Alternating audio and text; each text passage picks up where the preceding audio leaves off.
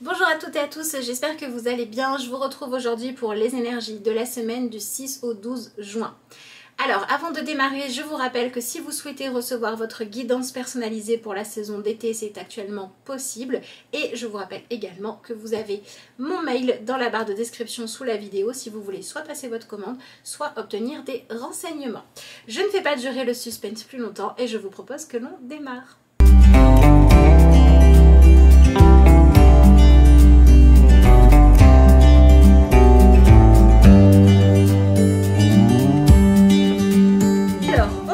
Tout de suite ce tirage avec l'oracle du chemin. Et ben voilà, pavé d'or. Alors nous avons la carte du printemps, la confiance et la carte de la terre. On a trois personnages qui ont l'air d'être quand même pas mal bloqués. Vous voyez ici, on a ce personnage, on dirait qu'elle est beaucoup trop grande, elle ne peut pas passer là où elle veut aller. Ici, on a un personnage qui a l'air de manquer de confiance en elle pour pouvoir dépasser un obstacle parce qu'elle n'en s'en croit pas capable.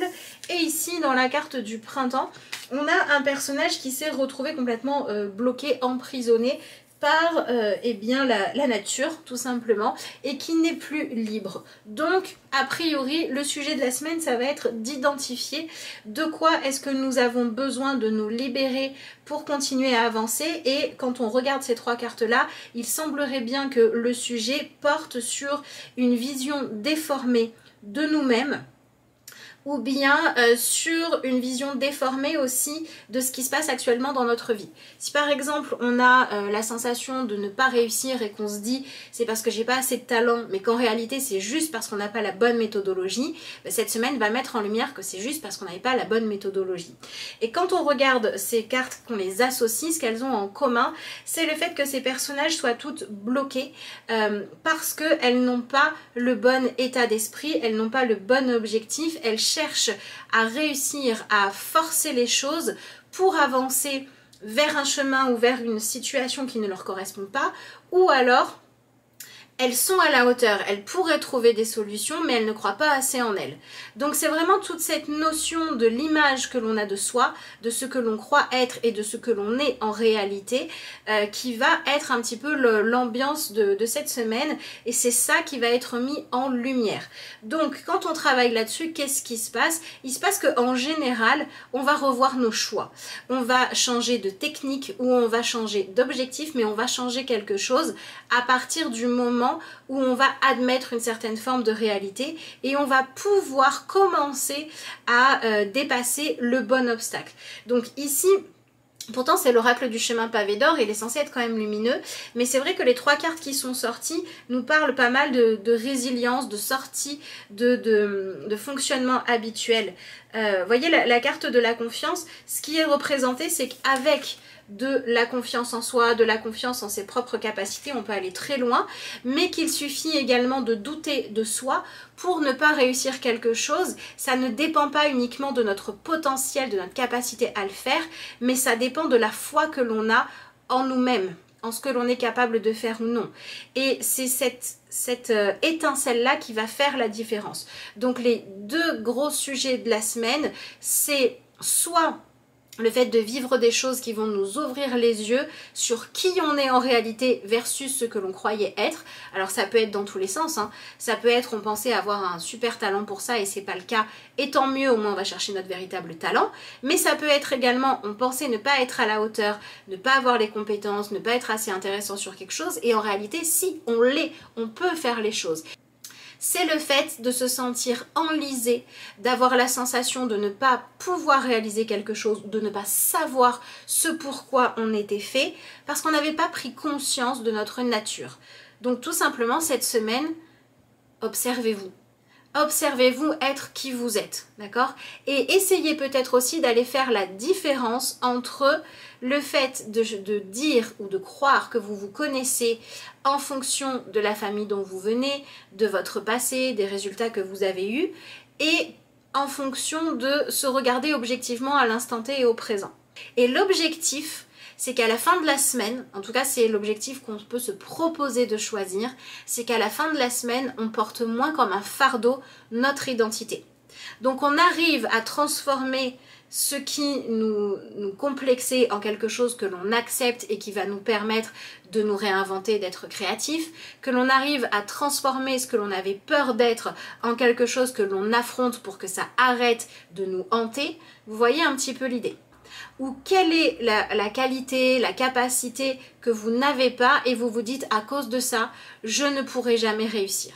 Et qu'est-ce que vous pouvez mettre en place pour changer tout ça? Est-ce qu'il s'agit d'avoir une prise de conscience qui dit que finalement, se dire qu'on n'avait pas ce qu'il fallait, c'était quand même confortable parce que ça permettait de ne pas relever de trop grands défis et de justifier le fait que vous n'avanciez pas, ou bien est-ce que toute votre vie, vos complexes ou les étiquettes aussi qu'on vous a collées, ça peut être beaucoup les étiquettes, vous ont empêché de choisir vos propres défis et vos propres challenges, vous ont empêché de vous engager dans les voies qui vous convenaient. Ben, c'est le moment de venir changer quelque chose par rapport à ça. Donc on a quand même une semaine intéressante qui se profile ici. Et alors c'est beaucoup dans le rapport à soi, mais dans le rapport à soi que l'on va vivre, que l'on va observer, que l'on va vraiment ressentir face à notre vie. Face à ce que l'on arrive à affronter ou non, face à l'image que les autres nous renvoient, face à ce que l'on arrive à donner ou à ne pas donner comme amour, etc. etc. ou comme disponibilité, hein, ça peut être plein de choses. Bon, je vous propose que l'on aille un peu plus en profondeur dans ce tirage parce qu'à mon avis, il a encore des choses à nous dire. Décidément, les cartes ont envie de tomber aujourd'hui. Alors, voyons voir. Qu'est-ce que nous avons avec le tarot? Et ben voilà. Nous avons la carte du 9 d'épée. Donc le 9 d'épée, on pourrait tout à fait l'associer à cette carte-là en disant que finalement, ce qui nous empêche d'avancer, ce sont les pensées récurrentes ou les certitudes que nous entretenons et qui nous posent des limites, qui sont vraiment des barrières. Donc c'est une semaine qui est là pour vraiment venir identifier une forme de danger ou de menace qui rôde dans notre vie, d'accord, et qui n'est pas réel, qui n'est pas justifié pour qu'on puisse s'en débarrasser. Si je n'étais pas autant conditionnée par mes échecs passés, mes peurs passées, et qu'aujourd'hui je n'avais pas peur d'aller de l'avant, que j'avais cette innocence un peu de l'enfant, ou cette innocence de la personne qui arrive dans un nouveau milieu, dans une relation pour la première fois, qui ne connaît pas les dangers, qui ne connaît pas les blessures, les déceptions, etc. Comment est-ce que je vivrais? Donc ça veut bien dire que le cadeau qui se cache derrière tout ça, c'est de vivre une semaine qui va nous permettre de faire le choix conscient de vivre en retrouvant une forme de curiosité qui nous permet à nouveau d'aller de l'avant, de nous émerveiller et de nous lancer dans des défis qui nous paraissaient trop grands à cause de nos peurs. On a un personnage qui a vraiment envie d'avancer mais qui veut prendre un chemin qui est trop étroit pour elle. Et donc les trois personnages ont en commun cette idée de dire j'aimerais tellement aller plus loin. J'aimerais tellement approfondir ma relation, j'aimerais découvrir cet endroit, j'aimerais savoir ce qui se passe quand je dépasse ma peur, j'aimerais savoir comment ma vie évolue quand je me donne les moyens d'avoir plus d'autonomie, etc. etc. Et la chose commune à ces trois personnages, c'est de se dire j'aimerais tellement, mais de ne pas le faire. Et l'idée, c'est de se rendre compte qu'il y a dans notre vie à l'heure actuelle une croyance ou une façon de penser, une façon d'avancer dans la vie qui nous limite, mais qu'on est maintenant en mesure de laisser tomber. Mais effectivement, pour pouvoir laisser tomber cette façon-là de penser, ça veut dire que derrière, on va accepter de jouer à fond le jeu de la vie. C'est-à-dire qu'on va accepter d'être vulnérable, on va accepter que peut-être on va être déçu, que peut-être on va se blesser au passage. Et pourquoi on va accepter tout ça? Parce qu'on va accepter qu'il n'y a que comme ça qu'on va aussi peut-être gagner en confiance en nous, développer des nouvelles compétences, vivre des formes d'amour intenses. Donc j'ai envie de dire que cette semaine, elle nous propose de choisir de vivre plus intensément. Donc, montrons-nous. Alors, voyons voir ce que nous avons pour le déroulé de cette semaine.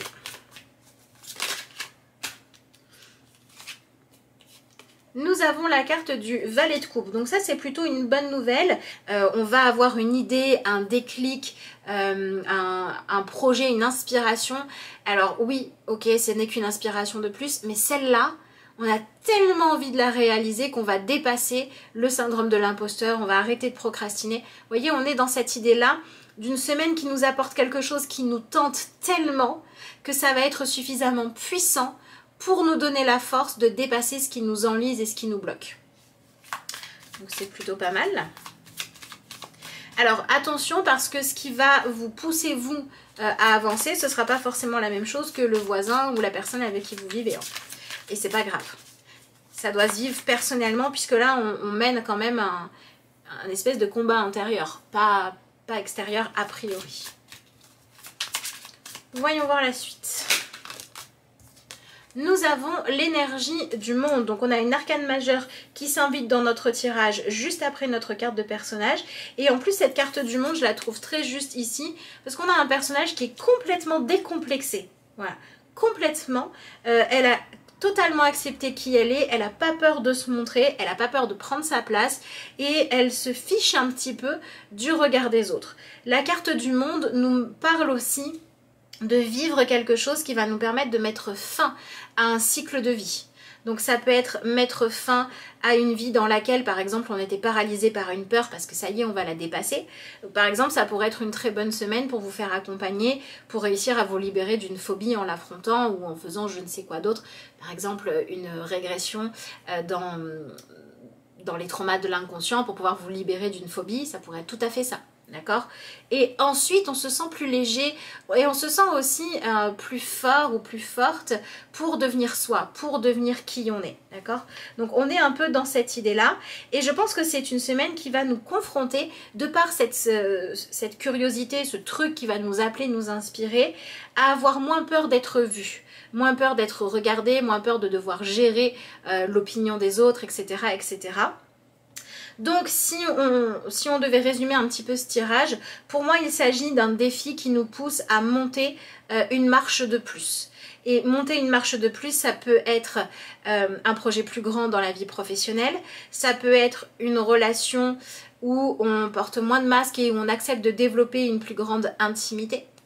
Et voyons voir ce que nous avons enfin. Oh, mais franchement c'est un super joli tirage. On a l'énergie du 3 de coupe. Donc cette semaine elle est là pour nous permettre de sortir de la solitude, sortir de l'isolement, arrêter de rester caché. Vous voyez, on pourrait dire aussi que finalement, parce que on va choisir de dire j'en ai un petit peu assez d'être paralysé, ben, ça va permettre de recréer du lien, de trouver un moyen d'échanger, un moyen de proposer au monde ce que vous avez à offrir. Et quelque part il y a cette notion d'être décomplexé qui permet aussi de pouvoir se mettre à sa juste place et d'avoir quelque chose à célébrer. Donc pour moi par exemple cette semaine elle pourrait vous amener à une signature de contrat quand vous vouliez vous engager avec la bonne personne ou que le job que vous hésitiez à prendre était vraiment le bon pour vous. D'accord? Si ça vous amène à votre juste place et que ça vous permet de lâcher le « mais est-ce que c'est assez bien? Est-ce que c'est une assez bonne image? Est-ce que c'est assez utile? » Blablabla. Si ça vous permet de lâcher tout ça et de simplement venir prendre votre place, ça va pouvoir vraiment être favorisé. De la même manière que pour moi, si vous êtes sur le point de dire oui à un engagement, à une personne, à un couple, à une décision de changement de vie quelconque en fait, mais que vous y allez en étant un peu frileuse ou frileux parce que vous n'êtes pas sûr de vous, vous n'êtes pas sûr que ce soit ce qui vous correspond vraiment, eh bien cette semaine pourrait vous amener des nouveaux éléments à prendre en compte, à observer, à accepter, qui vont vous aider à y voir clair, qui vont vous aider à savoir est-ce que je dois laisser ça derrière moi ou est-ce que je dois m'y installer une bonne fois pour toutes. C'est un petit peu ça aussi une des questions à laquelle la semaine peut répondre. Je reprends ce personnage-là. À partir du moment où elle va arrêter de passer son temps à se dire j'aurais tellement aimé être une petite fée qui peut se balader ici, et ben elle va arrêter de gaspiller sa vie à vouloir être autre chose que ce qu'elle est. Et elle va pouvoir se regarder dans toute sa hauteur, dans toute sa puissance et se dire ok, du coup ma place juste elle est où? Et une fois qu'elle va aller vers ce qui lui correspond vraiment, et ben elle va pouvoir enfin s'épanouir. Donc je pense aussi qu'on pourrait voir... on pourrait être surprise ou surpris de voir certaines personnes qui jusqu'à présent étaient de mauvaise foi, étaient bornées, refusaient d'admettre la réalité, et bien là, peut-être qu'il va y avoir des lâcher prises à ce niveau-là. peut-être qu'il va y avoir des personnes qui vont sortir de ce genre de fonctionnement-là et qui vont admettre des choses.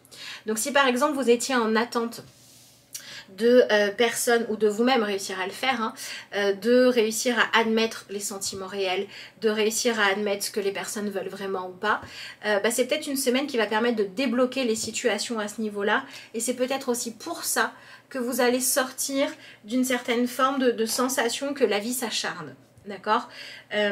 Voilà. On va voir comment ça va se manifester. On va rajouter une carte du Lenormand. Alors, on a la carte du jardin. Alors, il y a cette idée d'aller là où on peut s'épanouir en fait. De s'investir dans les relations où on peut se sentir véritablement aimé. De bosser là où on sait que on va s'éclater ou qu'on va se sentir utile. Vous voyez, il y a cette idée de partir de quelque chose, d'un endroit, d'un lieu, d'une relation où on a l'impression qu'on est éteint, qu'on n'est pas à notre place, que ça ne nous correspond pas, pour aller vers ce qui nous correspond vraiment. Ça, c'est un petit peu ce qui va peut-être naître à l'intérieur de nous. Et la vie va nous aider à identifier quand est-ce qu'effectivement il fallait un mouvement, il fallait une forme de voyage, il fallait changer de décor. Et quand est-ce que, en fait, le problème c'est pas le décor, le problème c'était la façon qu'on avait de le percevoir, la façon qu'on avait de le cultiver, de le nourrir et de s'en occuper. Pour moi c'est un petit peu ça que nous dit la carte du jardin, c'est-à-dire qu'on pourrait avoir des personnes qui vont, vous allez peut-être réaliser que vous aviez déjà tout ce qu'il fallait pour vous épanouir et que si ça ne fonctionnait pas, c'est parce que vous n'appréciez pas les choses à leur juste valeur. Et vous allez peut-être aussi réaliser que vous aviez beau avoir un décor idyllique, une relation qui semblait parfaite, etc. Si malgré tout, si malgré le fait que tout aille bien en apparence, vous n'étiez pas vous épanoui, c'est peut-être que c'était pas le bon jardin pour vous. Donc pour pouvoir réunir tout le monde, pour que tout le monde puisse se reconnaître dans ce message-là, je dirais que cette semaine, elle va nous permettre de ne plus avoir peur de regarder la réalité en face. Autant dans notre environnement, dans les gens autour de nous, dans les engagements qu'on a pris ou qu'on s'apprête à prendre, que dans qui on est vraiment. Et l'objectif, ça va être de savoir, est-ce que là, on était en train de vouloir construire le bon puzzle, c'est-à-dire est-ce que les pièces s'assemblaient bien ensemble et est-ce qu'on pouvait créer quelque chose de beau ou pas. Et le fait d'avoir la réponse à cette question-là va permettre de se dire ok, j'avais les bonnes pièces, c'est juste moi qui les mettais pas au bon endroit, donc je vais commencer à changer ça. Ou alors ça peut être ok, j'ai essayé de faire un puzzle qui fonctionne, mais les pièces elles venaient pas du même puzzle, donc ça marchait pas. Donc je vais repartir avec ma pièce là et puis je vais aller chercher où sont les restes des pièces de mon puzzle à moi. C'est ça. L'énergie de cette semaine. Donc forcément, ça inclut un mouvement et un changement. On a 3 personnages qui représentent 3 types de blocages différents, mais la finalité est la même pour tout le monde. Savoir quelle pièce de puzzle on est, savoir si on essayait de faire le puzzle avec les bonnes pièces en face ou pas, et avancer avec justesse. Donc c'est plutôt intéressant. J'aimerais quand même savoir dans quel domaine ça va se jouer. Alors, on a la carte de la lune qui représente ce domaine-là. Alors, c'est intéressant parce que ça veut dire que en fait, ça va venir pour chacun d'entre nous se jouer sur le domaine dans lequel soit on se mentait le plus à soi-même et au fond on le savait, on était le plus dans l'illusion, soit sur le domaine dans lequel on avait les rêves les plus profonds, les plus ambitieux. D'accord? C'est ou l'un ou l'autre. Mais j'ai envie de dire que dans tous les cas, la lumière va être faite sur quelque chose où jusqu'à présent, on se voilait la face et on se mentait. Voilà, c'est là-dessus. Donc, sur quoi est-ce que vous vous voiliez la face? Est-ce que c'était sur vos sentiments? Est-ce que c'était sur ce qui vous plairait vraiment de faire au niveau professionnel? Est-ce que c'était sur la place que vous aviez envie de prendre dans la vie de quelqu'un? Est-ce que c'était sur ce qui est prioritaire pour vous dans votre vie? Par exemple, est-ce que vous disiez que ce qui est prioritaire, ça doit être l'apparence, mais en fait, ce qui est prioritaire pour vous, c'est plutôt ce qu'on partage au niveau intellectuel, etc., etc. Donc, posez-vous la question de savoir sur quoi est-ce que j'ai le plus tendance à m'illusionner dans ma vie et vous saurez sur quoi est-ce que la semaine va vous amener à bouger, à changer, à évoluer pour un mieux. D'accord ? Je vais regarder comment est-ce qu'on peut faire pour se ménager parce que c'est pas forcément évident.